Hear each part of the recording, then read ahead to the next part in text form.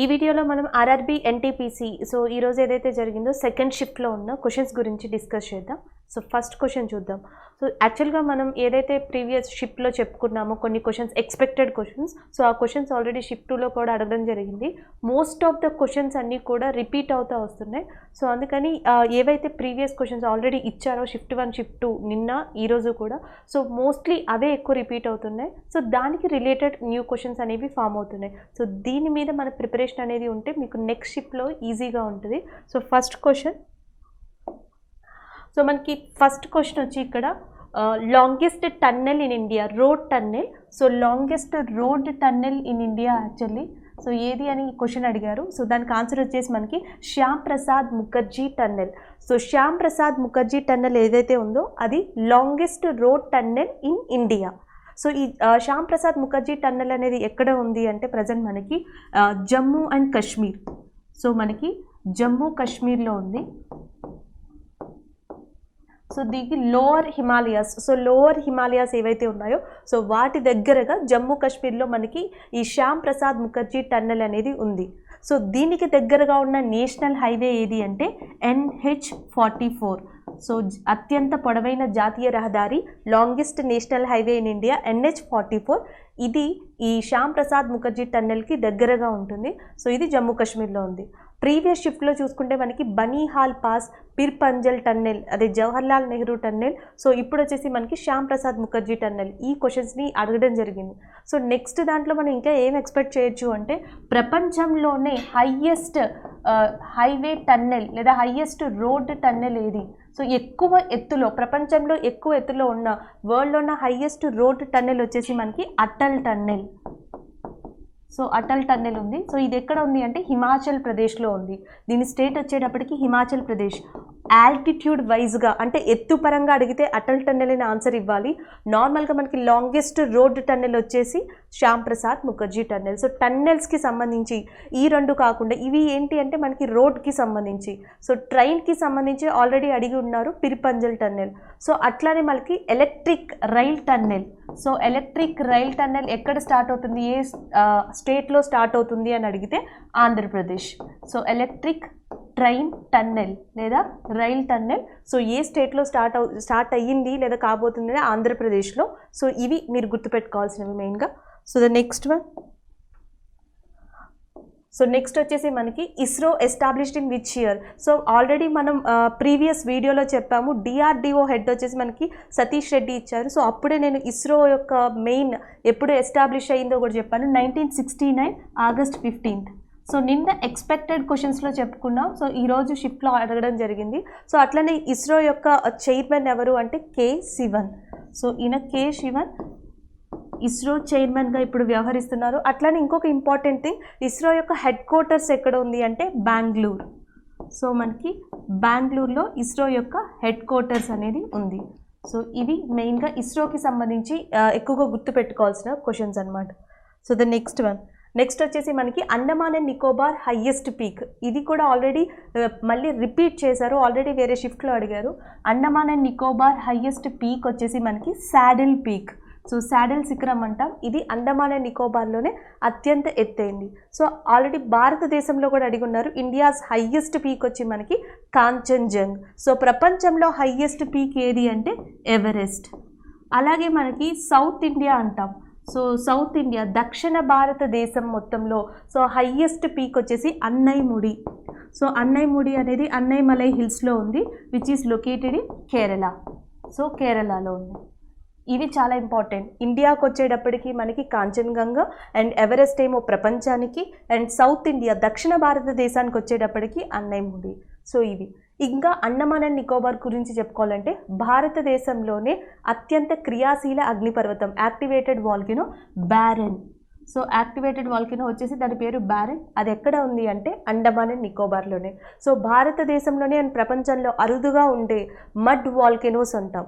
So mud volcanoes అనేవి భారతదేశంలో ఎక్కడ ఉన్నాయి, మడ్ వాల్కెనోస్. సో ఇవి ఎక్కడ ఉన్నాయి అంటే అండమాన్ అండ్ నికోబార్ ఐలాండ్స్లోనే ఉన్నాయి. సో అండమాన్ నికోబార్ యొక్క ఐలాండ్ యానిమల్ ఏంటి అని అడిగితే సీ కౌ. అండమాన్ అండ్ నికోబార్లో అస్తమాను న్యూస్లో ఉండే ట్రైబల్ ఎవరని అడుగుతారు. సో మనకి ట్రైబల్ వచ్చి శాంటినల్స్. సో శాంటినల్స్ ఎవరైతే ఉన్నారో so they are the main important tribals in that Andaman and Nicobar. So ఇవి రిలేటెడ్ ఎక్కువ గుర్తుపెట్టుకోవాల్సి ఉంటుంది. Next one. సో నెక్స్ట్ వచ్చేసి మనకి in which mountain range Palghat is located. So Palghat అనేది ఎక్కడ ఏ రేంజ్లో ఉంది అని అడుగుతున్నారు. జనరల్గా మనకి సౌత్ ఇండియాని కనుక తీసుకుంటే పెనిన్సులార్ ఇండియాని, సో ఇది ఏదైతే ఉందో మనం దీనిని వెస్ట్రన్ ఘాట్స్ అంటాం. సో దీనిని పశ్చిమ కనుమలు లేదా వెస్ట్రన్ ఘాట్స్ అంటాం. సో ఇటువైపు నుంచి మనం కనుక తీసుకుంటే సో వీటిని ఏమని పిలుస్తాము అంటే ఈస్టర్న్ ఘాట్స్ అంటాం, తూర్పు కనుమలు. So Eastern Ghats Western Ghats ఎక్కడ మీట్ అవుతాయి అంటే నీలగిరి. సో ఇది వచ్చేసి మనకి నీలగిరి. సో ఈ ఏరియాలో మనకి అన్నమలై హిల్స్ అనేవి ఉంటాయి, అన్నమలై హిల్స్. సో ఇవి అన్నమలై హిల్స్, ఇవి నీలగిరి. ఈ మధ్యలో ఏదైతే గ్యాప్ ఉందో దీన్ని పల్ఘాట్ గ్యాప్ అంటాం. సో పల్ఘాట్ పాస్ అనేది ఇక్కడే ఉంది. సో ఇది ఏ మౌంటైన్ రేంజ్లో ఉంది అంటే వెస్టర్న్ ఘాట్స్. సో వెస్టర్న్ ఘాట్స్లో ఉంది. క్వశ్చన్ ఎలా ఉంటుందంటే పల్ఘాట్ పాస్ అనేది ఎక్కడ ఉంది అంటే వెస్టర్న్ ఘాట్స్ పశ్చిమ కనుమల్లో ఉంది. ఇంకొకటి పల్ఘాట్ గ్యాప్ ఏదైతే ఉందో పాల్ఘాట్ గ్యాప్, సో అది ఎక్కడ ఉంది అంటే నీలగిరికి అన్నమలైకి లేదా తమిళనాడుకి కేరళకి మధ్యలో ఉంది అని చెప్పొచ్చు. సో ఇలాంటి క్వశ్చన్స్ అడిగే ఛాన్సెస్ ఉంటాయి. అవి కూడా మనకి ఈ వెస్టర్న్ ఘాట్స్లో ఇంకొక ఇంపార్టెంట్ ఏంటంటే western Ghats is also called as. So పశ్చిమ కనుమల్ని ఇంకేమని పిలుస్తారని అడుగుతారు. So western Ghats is also called as Sahyadri. So ఇదొక క్వశ్చన్ అడిగే ఛాన్స్ ఉంటుంది. ఇంకా ఏమని అడగచ్చు అంటే వెస్టర్న్ ఘాట్స్లో అతి ఇంపార్టెంట్ రేంజ్ వచ్చేసి మనకి Harishchandra range. So important range in western Ghats Harishchandra. So Harishchandra range అనేది ఏ స్టేట్లో ఉంది అని అడుగుతారు, మహారాష్ట్ర. ఇవన్నీ కూడా ఎక్స్పెక్టెడ్ క్వశ్చన్సే. సో వెస్టర్న్ ఘాట్స్ నుంచి మనం ఇవి ఎక్స్పెక్ట్ చేయొచ్చు. సో హరిశ్చంద్ర రేంజ్ ఏదైతే ఉందో ఏ నదుల్ని విడదీస్తుంది అని అడుగుతారు. సో గోదావరి, కృష్ణ. సో గోదావరి, కృష్ణ నదుల్ని విడదీసే రేంజ్ ఏది అంటే హరిశ్చంద్ర రేంజ్. ఎక్కడ ఉంది అంటే వెస్టర్న్ ఘాట్స్. వాటిని ఇంకేమని పిలుస్తారు అంటే సహ్యాద్రి. సో ఇక్కడికి వచ్చేసి మనకి పల్ఘాట్ ఉన్నది వెస్టర్న్ ఘాట్స్లో. సో ఇలాంటి క్వశ్చన్స్ అడుగుతారు. ఈస్టర్న్ ఘాట్స్ వచ్చేటప్పుడు మనకి పాపి కొండలు కానీ లేకపోతే హార్స్లీ హిల్స్ అంటాం. సో హార్స్లీ కొండలు కానీ పాలకొండలు కానీ సో ఇవన్నీ కూడా మనకి ఈస్టర్న్ ఘాట్స్లో కనిపిస్తాయి. సో ఇలాంటి క్వశ్చన్స్ అడిగే ఛాన్సెస్ ఉంటాయి. నెక్స్ట్ వచ్చేసి మనకి which country Ibn Battuta came from. So Ibn Battuta A country నుంచి వచ్చారని అడిగారు. సో ఆయన మొరాకో. జనరల్గా మనం ప్రీవియస్ షిఫ్ట్స్లో చూసుకుంటే పానిపట్టు యుద్ధం గురించి ఎక్కువసార్లు అడగడం జరిగింది. 2 షిఫ్ట్లో అడిగారు. సో వార్స్ గురించి అడుగుతున్నారు. సెకండ్ చూసేటప్పటికి మనం ఎక్కువగా ఉన్నది ఏది అంటే బుక్స్ గురించి అడుగుతున్నారు. సో థర్డ్ వన్ చూసేటప్పటికి మనకి టెంపుల్స్ గురించి అడుగుతున్నారు. సో టెంపుల్స్ అనేవి ఉన్నాయి. నెక్స్ట్ ఫోర్త్ వచ్చేటప్పటికి కింగ్స్ గురించి అడుగుతున్నారు ఎక్కువగా. సో ఫిఫ్త్ ఇప్పుడు కొత్తగా కనిపించింది ఏది అంటే మనకి ట్రావెలర్స్ అనమాట. సో హిస్టరీలో మీరు ఇవి కవర్ చేసుకుంటే చాలు. సో మీకు హిస్టరీ మొత్తం ఐడియా లేకపోయినా సో వీటి మటుకి ఇంపార్టెంట్ పర్సన్స్, ఇంపార్టెంట్ ప్లేసెస్ గుర్తుపెట్టుకుంటే సో మోడర్న్ ఇండియాలో మూమెంట్స్ చదువుకుంటే హిస్టరీలో ఆల్మోస్ట్ క్వశ్చన్స్ని మీరు ఆన్సర్ చేయొచ్చు, ట్యాకిల్ చేయొచ్చు. సో ఇక్కడ వచ్చేటప్పటికి మనకి సో ఈ ఇబాన్ బటూటా అనే ఆయన ఏ దేశస్థుడు అంటే మొరాకో. అండ్ ఎవరి టైంలో ఇండియాకి వచ్చారు అని అడిగే ఛాన్సెస్ కూడా ఉన్నాయి, క్వశ్చన్ అడిగే chances. So Mohammad bin Tughlaq. So Mohammad bin Tughlaq టైంలో తుగ్లక్ డైనాసిటీ ఏదైతే ఉందో ఆ టైంలో ఈయన ఇండియాకి రావడం జరిగింది, ఇండియాని విజిట్ చేయడం జరిగింది. సో అదొకటి. ఇంకొకటి ఏం అడుగుతారు అంటే mark polo. So mark polo ఎవరైతే ఉన్నారో సో ఈయన ఏ దేశస్థుడు. సో ఈయన కూడా ఇండియాని విజిట్ చేశారు. సో ఈయన ఏ దేశస్థుడు అని అడుగుతారు, ఇటాలియన్ దేశస్థుడు మార్క్ పోలో. సో ఇలాంటి క్వశ్చన్స్ అడుగుతారు. సో మెగస్తీనీస్ అనే ఆయన గ్రీక్ అంబాసిడర్ అయిన సో ఆయన ఏం రాశాడు అంటే ఇండికా. సో ఇలాంటివి. So particular place and person name and particular Kingdom, ఇవి మనకి నెక్స్ట్ హిస్టరీలో ఎక్స్పెక్టెడ్ క్వశ్చన్స్ కింద చెప్పొచ్చు. సో నెక్స్ట్ వచ్చేసి మనకి where Jim Corbett is located. So first national park అడిగారు జిమ్ కార్బెట్. సెకండ్ ఇంకొకటి ఏం అడిగారు అంటే ఫస్ట్ టైగర్ రిజర్వ్ వచ్చేసి జిమ్ కార్బెట్. ఇప్పుడు ఈ షిఫ్ట్లో జిమ్ కార్బెట్ ఈజ్ లొకేటెడ్ అని అడిగారు. So Jim Corbett is located in Uttarakhand. So ఉత్తరాఖండ్లో ఉంది. అంటే మెయిన్గా ఇక్కడ ఉత్తరాఖండ్ ఏరియాలో ఉన్న మిగతావి కూడా తెలుసుకోవాలి. ఉత్తరాఖండ్లో మనకి ఇంకొక ఇంపార్టెంట్ నేషనల్ పార్క్ ఉంది, దీన్ని అడిగే ఛాన్సెస్ ఉన్నాయి. Valley of flowers. So valley of flowers ఉంది. ఇంకొక ఇంపార్టెంట్ బయోస్పియర్ ఉంది. సో దాని పేరు వచ్చేసి నందాదేవి. ఇంకొకటి మనకి ఉత్తరాఖండ్లోనే ఇంపార్టెంట్గా ఒక ప్లేస్ ఉంది దేవప్రయాగ్. సో ఇలాంటి క్వశ్చన్స్ కూడా అడిగే ఛాన్సెస్ ఉంటాయి. దేవప్రయాగ్. సో దేవప్రయాగ్ దగ్గర ఏ రెండు నదులు కలుస్తాయని అడిగే ఛాన్సెస్ ఉంది. సో మనకు వచ్చేసి భాగీరథి అలకనంద. సో భాగీరథి అలకనంద ఈ రెండు నదులు ఎక్కడ కలుస్తాయంటే దేవప్రయాగ్. ఇది ఎక్కడ ఉందంటే ఉత్తరాఖండ్. వ్యాలీ ఆఫ్ ఫ్లవర్స్ ఎక్కడ ఉందంటే Uttarakhand. Nanda Devi biosphere Uttarakhand. Already Jim Corbett national park అయిపోయింది కాబట్టి ఇక ఉత్తరాఖండ్ నుంచి ఈ క్వశ్చన్స్ అడిగే ఛాన్సెస్ ఎక్కువ ఉంటాయి. సో ద నెక్స్ట్ వచ్చేసి మనకి IPL 2020 విజేతగా ఎవరున్నారని, ఇది కూడా రిపీటెడ్ క్వశ్చనే, ముంబై ఇండియన్స్. సో ఎక్కడ జరిగింది అంటే UAE. సో ద నెక్స్ట్ వచ్చేసి number of high courts in India. So భారతదేశంలో ఇప్పటికి ప్రజెంట్ టిల్ ఎన్ని హైకోర్ట్స్ ఉన్నాయని అడిగారు. సో ఇండియాలో ఉన్న నెంబర్ ఆఫ్ హైకోర్ట్స్ ఎన్ని అంటే 25. అసలు ఫస్ట్ హైకోర్ట్ ఎప్పుడు స్టార్ట్ చేశారు అంటే 1861 high court act. So 1861 high court act 1861 high court చట్టం ద్వారా ఇండియాలో ఫస్ట్ టైం కలకత్తాలో హైకోర్ట్ని స్టార్ట్ చేశారు. దాన్ని ఇప్పుడు ద కలకత్తా హైకోర్ట్ అని కూడా పిలుస్తున్నాం. సో ద కలకత్తా హైకోర్ట్ అని ఇప్పుడు దేనైతే పిలుస్తున్నామో that is the first high court in India which ఈ స్టార్టెడ్ ఇన్ 1861.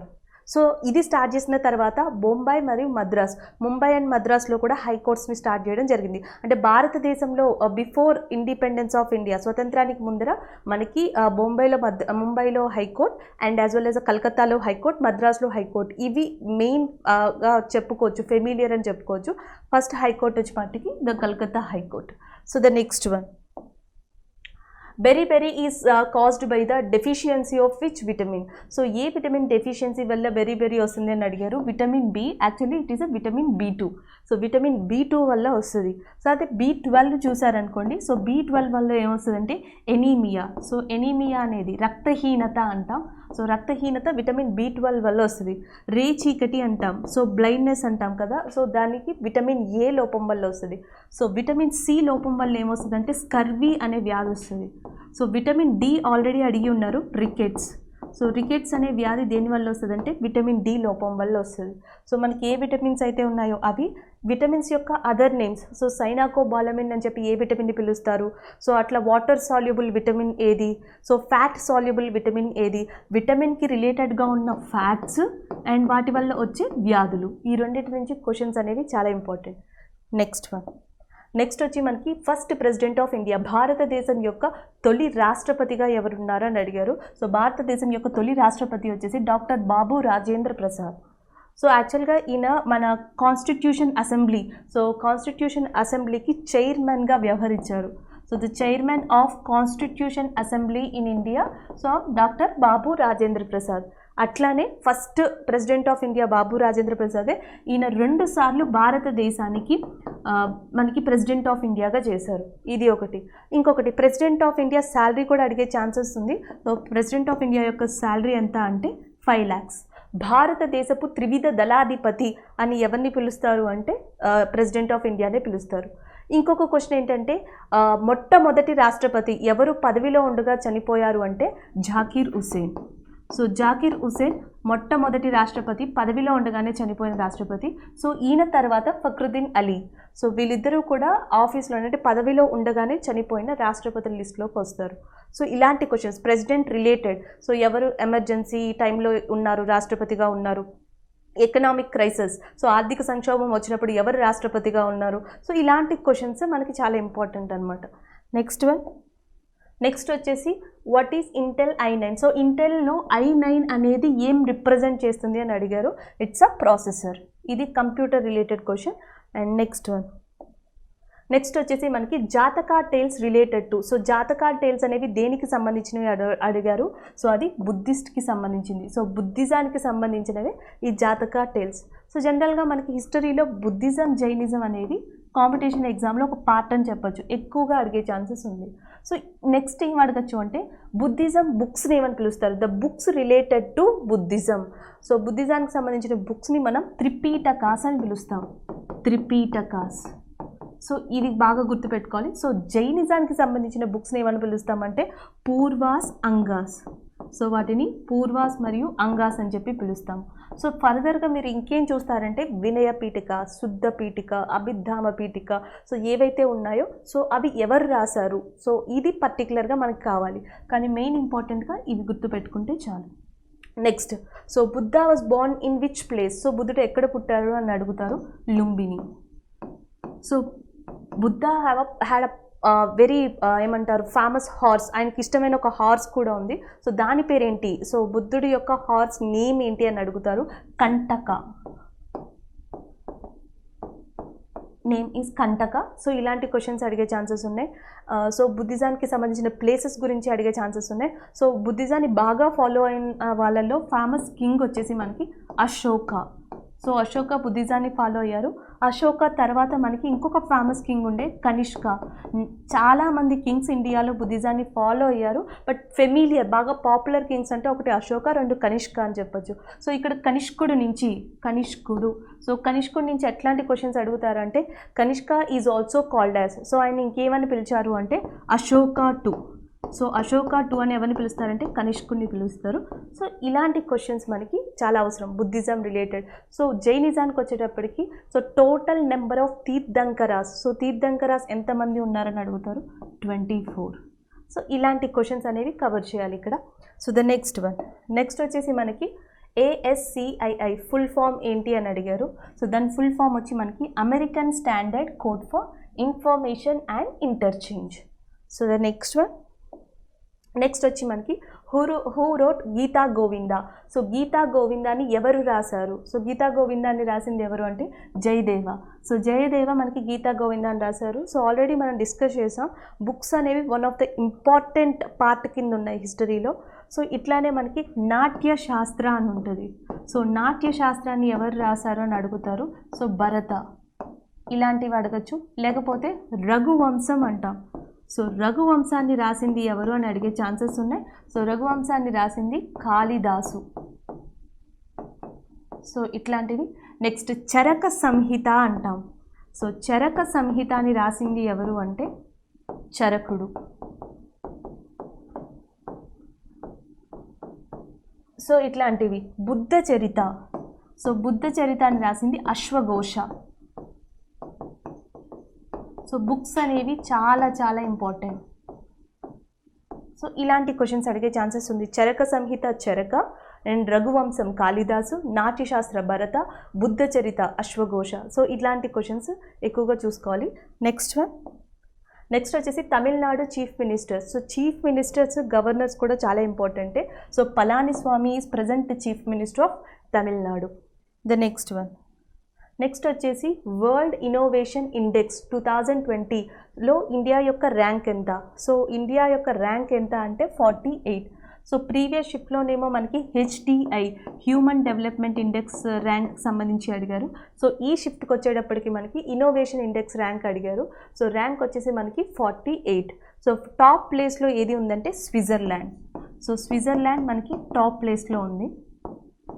సో ఇక్కడ ఏంటంటే జనరల్గా మనకి ర్యాంక్స్ ఏవైతే ఉంటాయో, సో ఏవైతే ఇండెక్స్ ఉంటాయో, సో ఆ ఇండెక్స్లో టాప్ ఉన్న కంట్రీ ఏది, ప్రజెంట్ ఇండియా ఏ ర్యాంక్లో ఉంది, ఈ రెండు కూడా ఇంపార్టెంట్. నెక్స్ట్ వచ్చేసి మనకి UNICEF headquarters. So UNICEF headquarters ఎక్కడుంది అని అడిగారు. సో ప్రీవియస్ షిఫ్ట్లో UN హెడ్ క్వార్టర్స్ అడిగారు. UN headquarters is in New York. So UNICEF headquarters కూడా మనకి న్యూయార్క్లోనే ఉంది. UN విమెన్ హెడ్ క్వార్టర్స్ కూడా ఎక్కడ ఉంది అంటే న్యూయార్క్లోనే ఉంది. సో నెక్స్ట్ యునెస్కో, ఇది వచ్చేసి మనకి ప్యారిస్లో ఉంది. సో ఇలా IMF ఇంటర్నేషనల్ మానిటరీ ఫండ్ అంట. సో ఇది వచ్చేసి దీని హెడ్ క్వార్టర్స్ వచ్చి వాషింగ్టన్ DC అక్కడ ఉంది. సో నెక్స్ట్ వచ్చేసి మనకి శేషాసూరి బర్త్ ప్లేస్.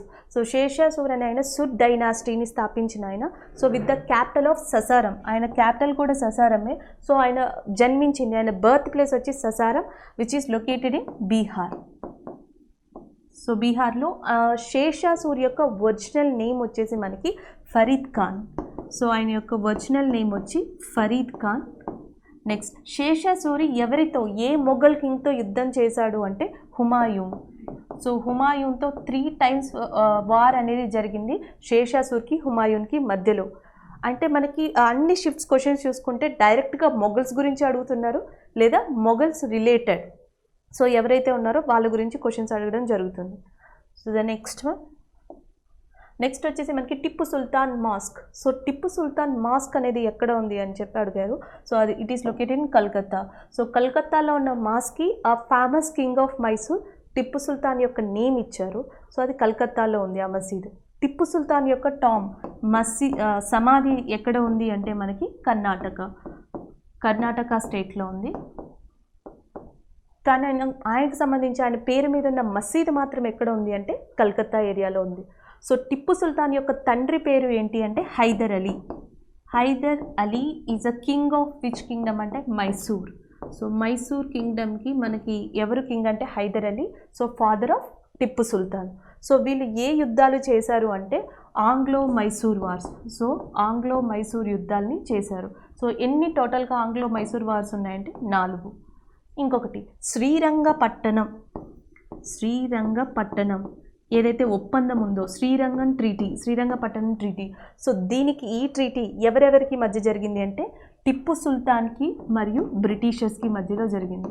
సో వీళ్ళిద్దరికీ మధ్యలో జరిగింది ఏది అంటే శ్రీరంగపట్టణం ఒప్పందం. సో టిప్పు సుల్తాను ఏ మైసూర్ యుద్ధం తర్వాత చనిపోయారంటే 4th ఆంగ్లో మైసూర్ వార్, 4వ ఆంగ్లో మైసూర్ వార్ తర్వాత సో టిప్పు సుల్తాన్ చనిపోయారు. సో ఇలాంటి క్వశ్చన్స్. టిప్పు సుల్తాన్ యొక్క కింగ్డమ్, ఆయన ఏమైనా ఫ్యాక్ట్స్ ఉన్నాయా, సో ఆంగ్లో మైసూర్ వార్ యొక్క ఇయర్స్, ఈ 4 సంవత్సరాలు ఏంటి, ఎప్పుడెప్పుడు జరిగాయి, సో ఇవి చాలా ఇంపార్టెంట్.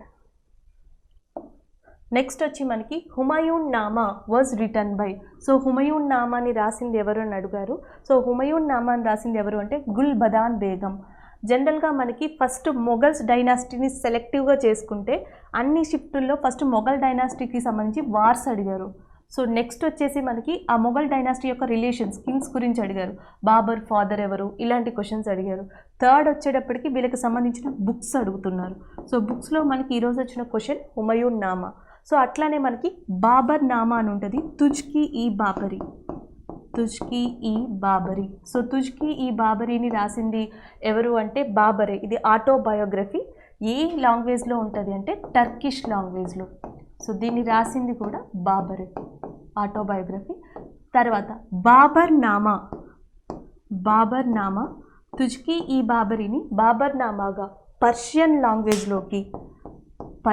లాంగ్వేజ్లోకి ట్రాన్స్లేట్ చేసిన పర్సన్ ఎవరు అంటే అబ్దుల్ రహీం.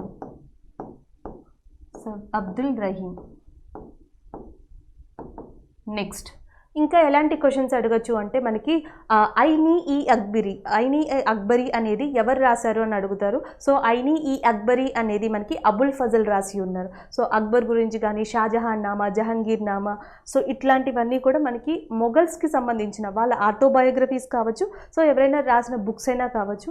సో నెక్స్ట్ షిఫ్ట్స్లో ఈ ఏరియాస్ నుంచి మనం క్వశ్చన్స్ని ఎక్స్పెక్ట్ చేయొచ్చు.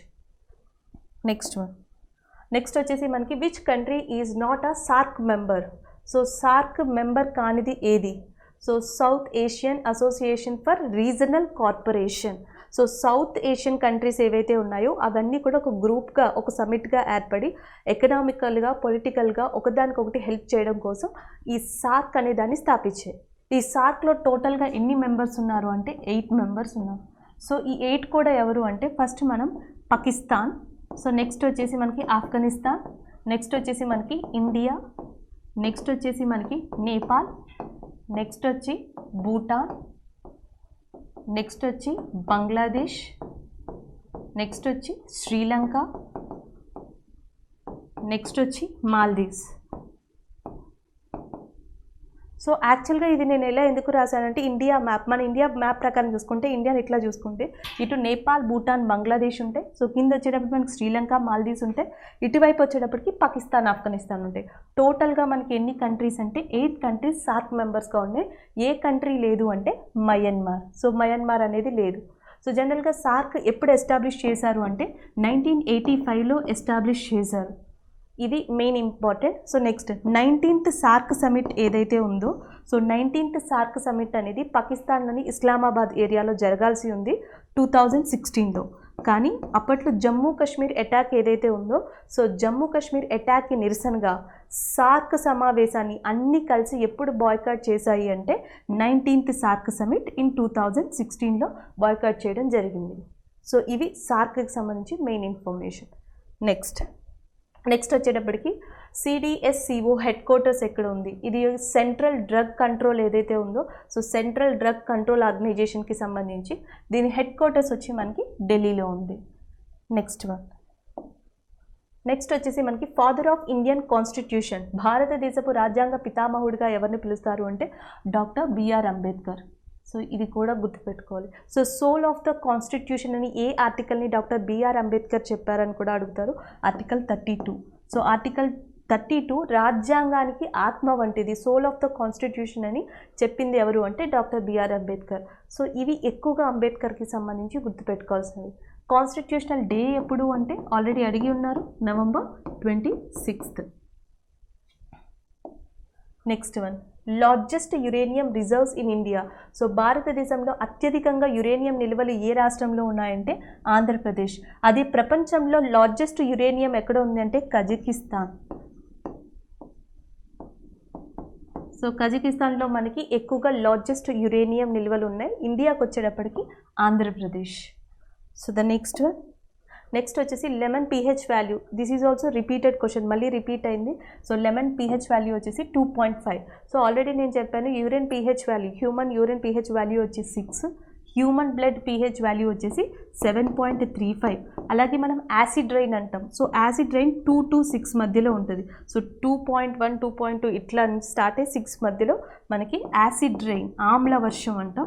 So acid rain pH value అనేది ఉంటుంది. So the next one, next వచ్చేసి who was RBI governor during demonetization. So demonetization సమయంలో గవర్నర్గా ఉంది, ఆర్బీఐ గవర్నర్గా ఉన్నది ఎవరు అంటే ఉర్జిత్ పటేల్. సో మనకి డిమానిటైజేషన్ ఉర్జిత్ పటేల్ ఉన్నప్పుడు ఏ ఇయర్లో జరిగింది అంటే 2016లో.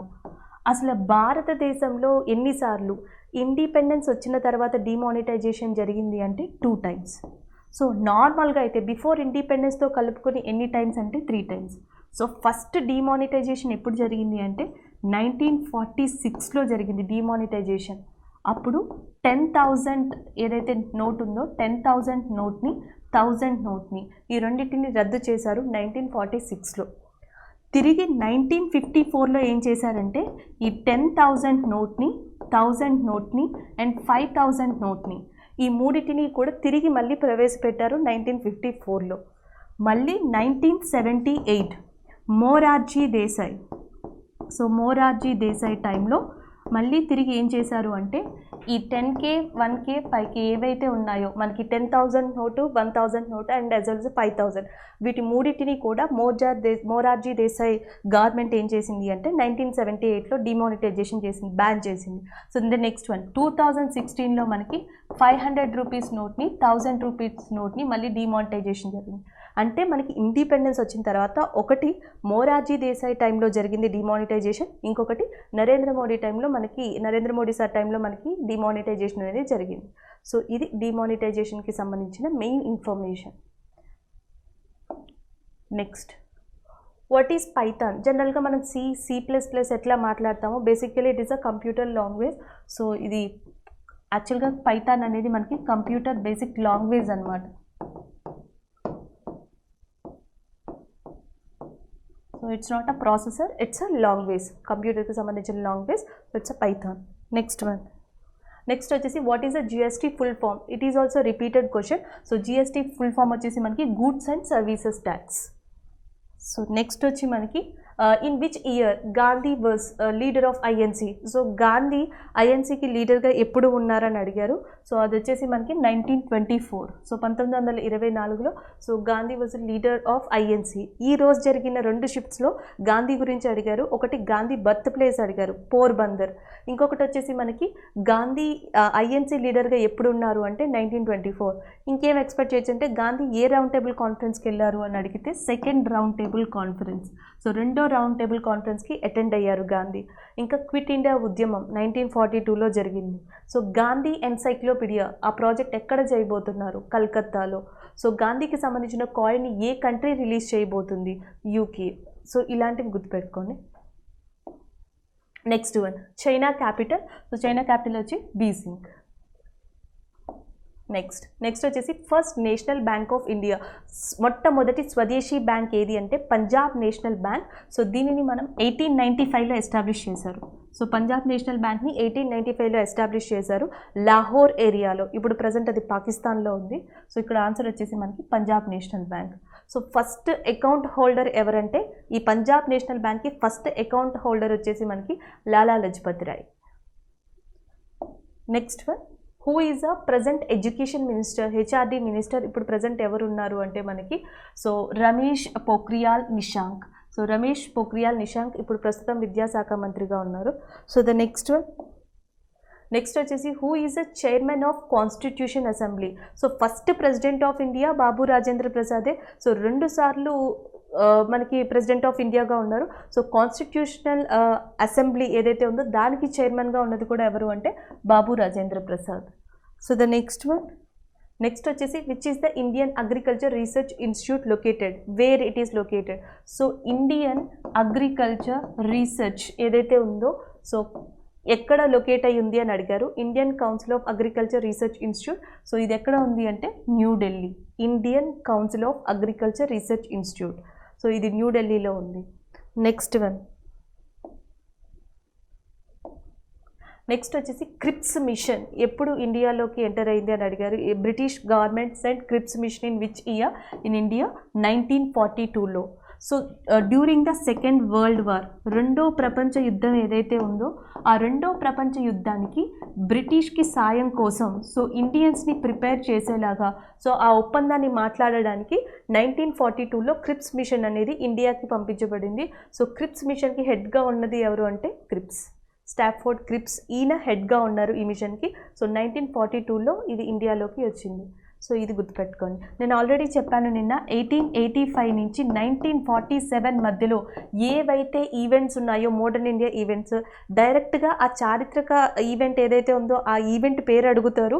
సో అది ఏ ఇయర్లో జరిగింది, మనకి కాంగ్రెస్ ఎప్పుడు విడిపోయింది, ఎక్స్ట్రీమిస్ట్ మోడరిస్ట్గా ఇలాంటి క్వశ్చన్ అడుగుతారు. జలియన్ వాలాబాగ్ ఘటన ఎప్పుడు జరిగింది అని అడుగుతారు. సో వందే మాతర ఉద్యమం ఎప్పుడు జరిగింది అని అడుగుతారు. లాస్ట్ వైస్రాయ్ ఆఫ్ ఇండియా ఎవరని అడుగుతారు, ఫస్ట్ వైస్రాయ్ ఆఫ్ ఇండియా ఎవరని అడుగుతారు. ఇలాంటి క్వశ్చన్స్ వీటి మధ్యలో ఏవైతే ఉన్నాయో అవి మోడర్న్ ఇండియాకి చాలా ఇంపార్టెంట్. నెక్స్ట్ క్వశ్చన్ వచ్చి మనకి which river flows in Arabian sea. So ఈ క్రింది వాటిలో ఏ నది అరేబియన్ సీలోకి ప్రవహిస్తుంది. సో అది అక్కడ క్వశ్చన్ అనమాట. సో ఆన్సర్ వచ్చేసి అక్కడ వచ్చిన ఆప్షన్స్లో నర్మదా. జనరల్గా ఇండియాలో మనకి ఇటు సైడ్ బే ఆఫ్ బెంగాల్ అని చెప్తాం.